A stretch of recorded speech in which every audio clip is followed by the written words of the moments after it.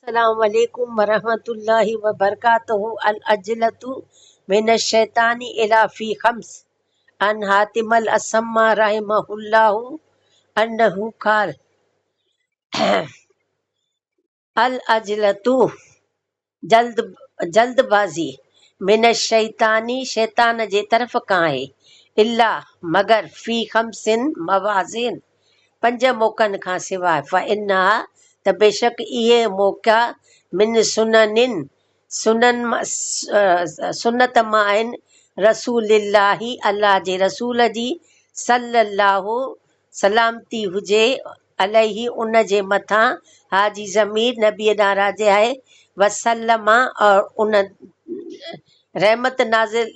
करे अल्लाह उन ते ऐं उन्हनि खे सलामती हुजे। मौक़ा कहिड़ा आहिनि? पंज इतआमू खाधो खाराइण, अज़ैफ़ी महिमान खे, इज़ा नज़ला जॾहिं उहो अचे, व तजहीज़ुल मय्यती इज़ा माता ऐं कफ़न दफ़न करण मुर्दे जो जॾहिं उहो मरी वञे, व तज़वीजुल बिनती निकाह करण धीअ जो इज़ा बलगत जॾहिं उहा जवान थी वञे, व कज़ा उद्दैनी कर्ज़ जी अदायगी इज़ा वजबा जॾहिं वाजिब थी वञे, जॾहिं उनजो ॾियणु वाजिब हुजे ज़रूरी हुजे, व तौबतू